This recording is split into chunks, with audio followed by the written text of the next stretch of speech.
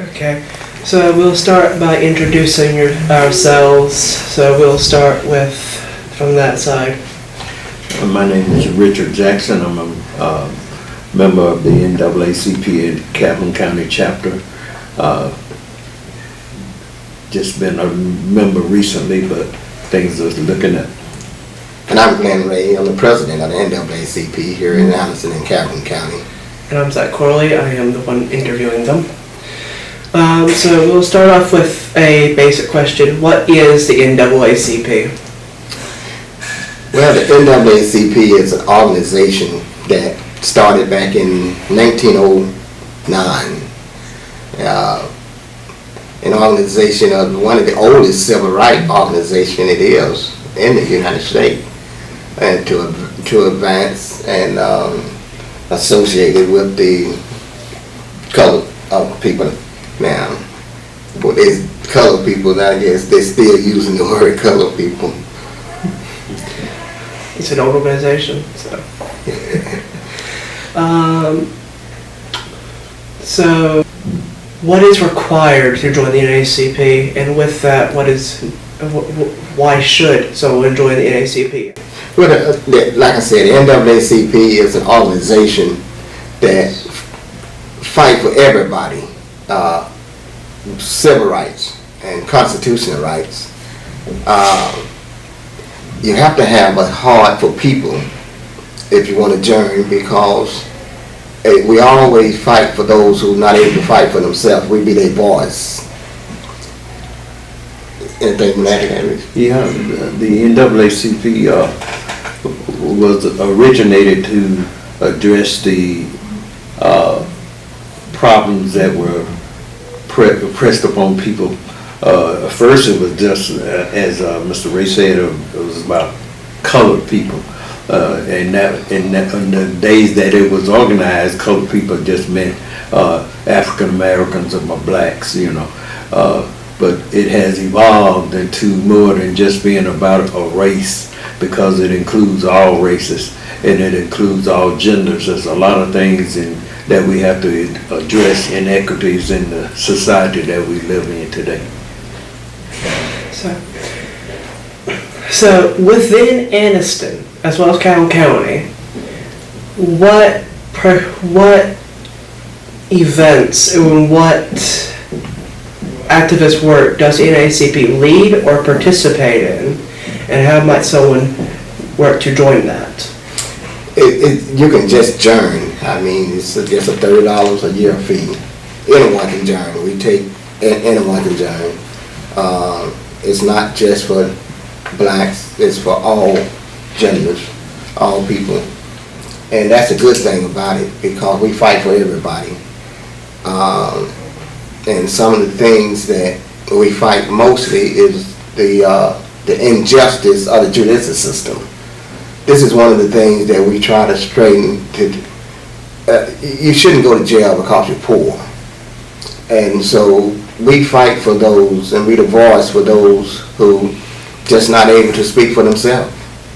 As an entity in Alabama, with the criminal justice included already, what are some achievements that the NAACP has brought to the civil rights movement in Alabama? Well, in Alabama, we always try to fight for equal justice for all, but I try to stay focused on local.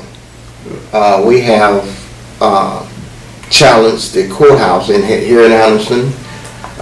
We have challenged some of the charges that they put on individual and won. We have protests, march, and you may not be aware of the PCB situation that we had in this city.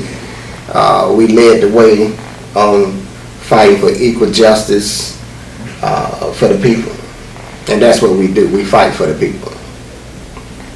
Also, one of the things that was recently observed, especially on this past Tuesday, was Super Tuesday. The NAACP led the way and voting rights, which, as we stated before, the NAACP originated because of the way that African Americans were being omitted from the voting system, picking and choosing by the right to vote of who represented us. I don't know if you ever heard about no taxation without representation, or no representation without taxes, whichever it goes. But being able to vote and exercise that right of voting, we always felt in the NAACP that it was every man or woman's right to vote. And it was not just a thing about race, it was also about gender, because women were not allowed to vote at one time. They couldn't even wear pants. So it was certain things that NAACP led the way on. On the women's rights movement, what are some achievements, as you two have mentioned it, and as I have mentioned before this, what are some major achievements that the NAACP has made with regards to the women's rights movement? Well, women's rights is something that we really work hard to make sure everybody have their right. It's all started, like I said, back in the 1900s. Women wasn't allowed to vote either. They wasn't allowed to do nearly nothing. I mean, didn't have no rights, like blacks didn't have no rights at the time. And right now, the women's are leading the way to put a place in this country, which is a good thing. I can remember now, when they passed the Civil Rights Bill and they used the term minority. Well, that put women's also in minority because they didn't have the rights like the blacks didn't have the rights.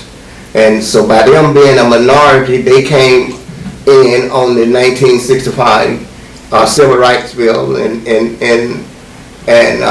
when you look at it now, when they hire, when you have to hire minority, well, that goes for all women's also. That's white, blacks, but all women comes on board, and I think it's a good thing. I want to go forward with, I was going to ask you what major historical figures were part of the NAACP, but I want to actually, considering we want to focus on local things, what major local figures from Anniston history and what local organizations worked with or were members of the NAACP?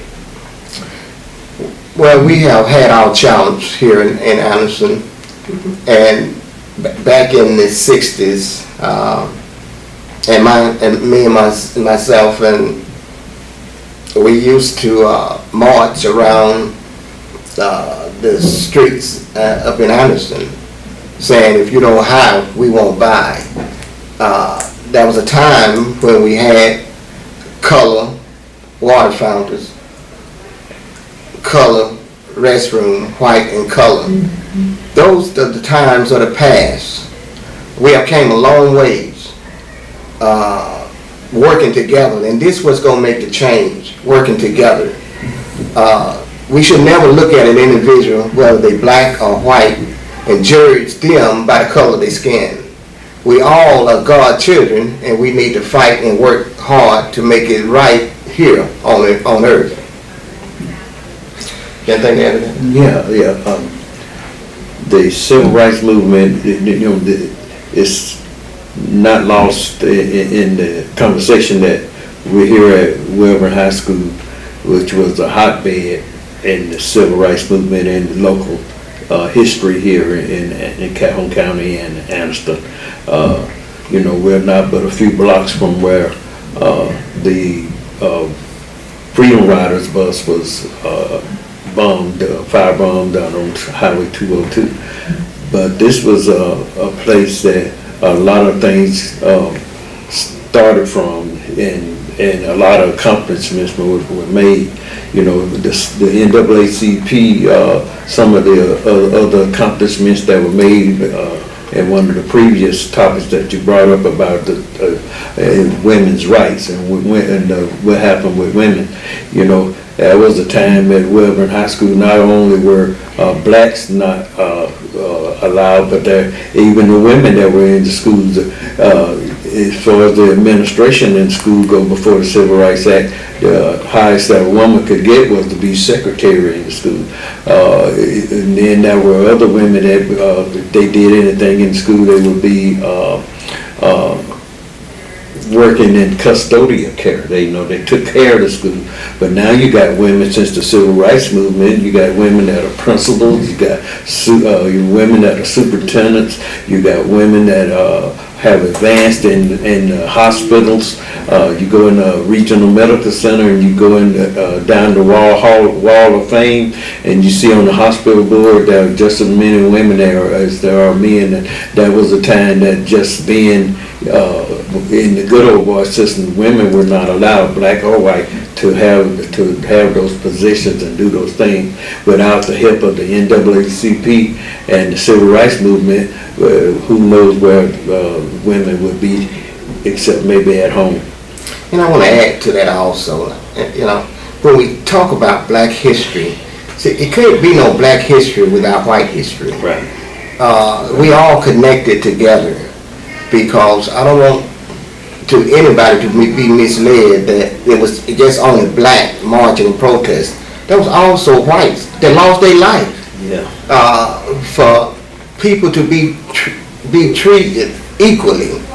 And so I want to make sure that people understand that that was whites that voiced their opinion and walked and laid down their life for their fellow man. And the Bible said there's no greater love than one lay their life down for their brother. And so I want to, to make sure that everyone know that it's not about black and white, it's just wrong and right. Well, okay, so I want to get closer to finishing out. So I want to ask you this question. You can answer both answers individually or together or both. I want to ask each of you what you want to tell the people who will be watching this. I would like to tell the people that if there's going to be a change, then we have to change it. Change comes in generation. We shouldn't be fighting a 1901 ghost in 2020. There are so many good individuals, black and white, but we cannot remain silent when we know that any individual are being treated unfairly. It's our duty as a Christian duty to make sure that everybody is treated equal and fairly and fair. And this is what got me involved in it. I believe in loving your fellow man. And if we intend to change Alabama and the rest of this country, we need to do it together. Forget about Republicans and Democrats. We need to look at what's right and what's wrong and what's best for everyone. Anything to add on that? Yes. I'd like for everyone to understand that if you're close enough to see something, you're close enough for it to happen to you. And we should not wait until we have a personal experience with something that is, like Mr. Ray said, something that is not right. To have right and good are two different things. But we always want to know that we're doing the right thing. And we're in a country that was founded on the freedom of religion.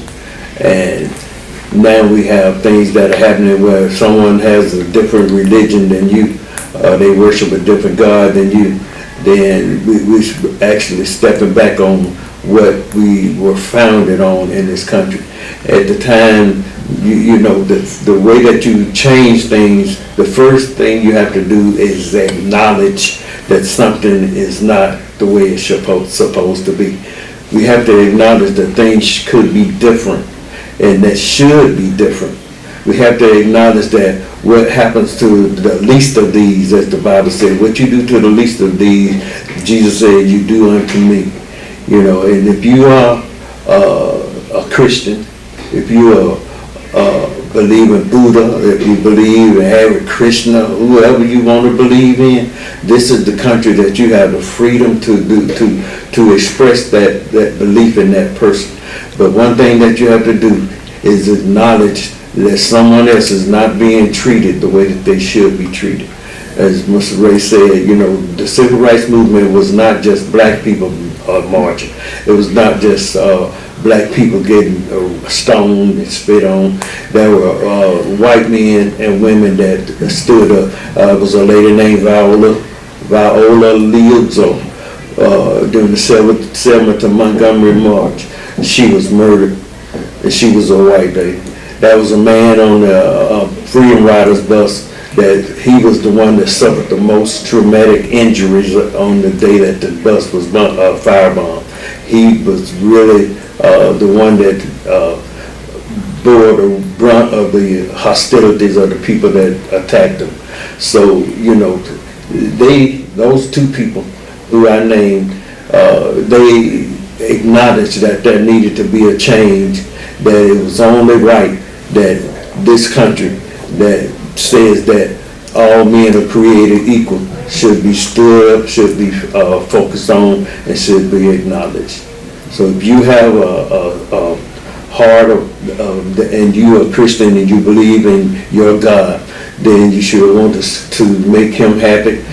You know, the joy of the Lord is your strength. So do what you believe and that you have been taught that the Lord wants you to do, and acknowledge that things need to change.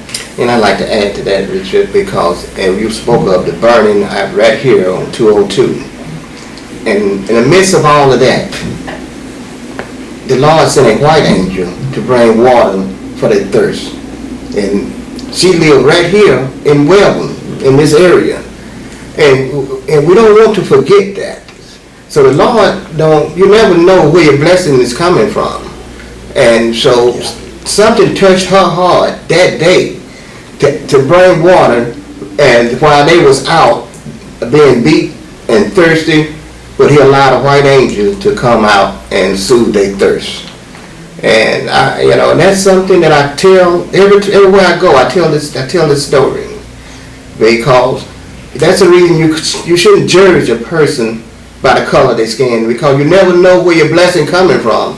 And Viola, she left a family of 5 and came down to just make sure that people are being treated right and fairly and lost their life. And we want to always remember that when we're talking about black history, it's always white history also. Exactly. So, I want to thank you too for taking 30 minutes out of your day so far to come here to Welborn, because we are grateful to have 2 people from the NAACP come here to this fairly small school to do an interview with us. And we want to thank you, Zack, because there's no big eyes and little U's. We look at everybody the same. And anytime you want us, you ain't got to do nothing but call, and we'll be here. I'd like to add something to that also. I too would like to thank you, Zack, because, you know, the future is young men and women like you. You know, for you to be able to stand up and take a chance.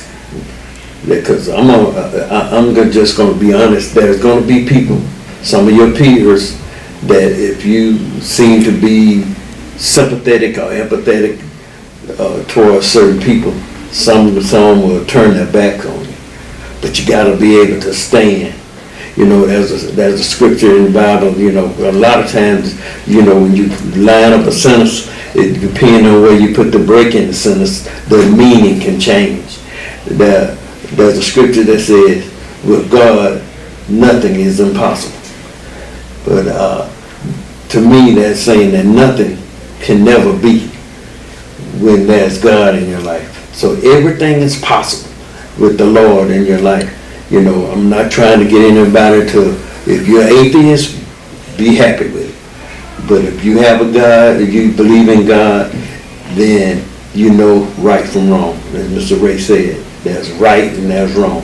You have to stand up for the right. But I think that I see a future that for Zack, that Zack gonna be a leader. You know, he's gonna have good, a lot of influence on other people. Some's gonna be older, and some younger, but you'll make your mark. So, finish off again by saying my thanks, and I'm also gonna say again thank you for that. Thank you, Jack. Thank you, sir. And this has been our interview with the NAACP.